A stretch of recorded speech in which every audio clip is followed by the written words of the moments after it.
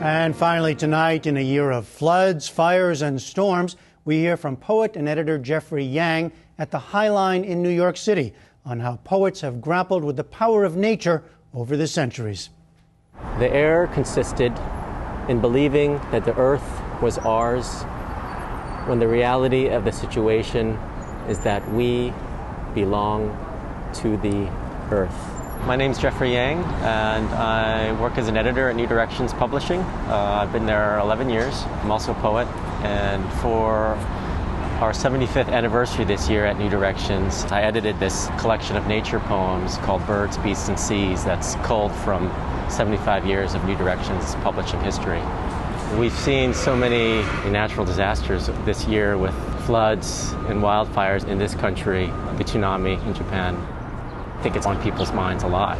Yeah, I think poetry in general brings us to a certain kind of awareness about things. With nature poetry, a lot of these poems might not come directly out of, say, a natural disaster, but a lot of the poems, I think, relate to what is happening. And a lot of it is about how we heal in ways from these disasters. How does our mind function in nature, and how is this a part of nature? A lot of these poems kind of speak to that as well.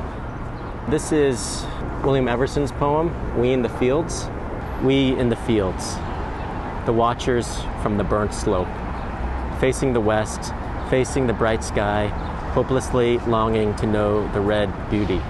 But the unable eyes, the too small intelligence, the insufficient organs of reception, not a thousandth part enough to take and retain. We stared, and no speaking, and felt the deep loneness of incomprehension. The flesh must turn cloud, the spirit air, transformation to sky and the burning, absolute oneness with the west and the down sun.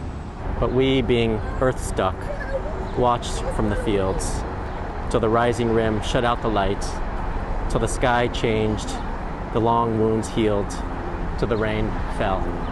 He's writing from the perspective of a poet watching these fires coming, but unable to understand what is really happening.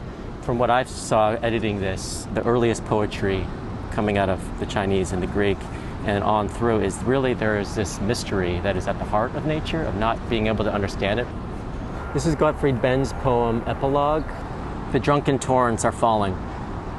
The blueness is dying now, and the corals are pale as the water round the island of Palau. The drunken torrents are broken.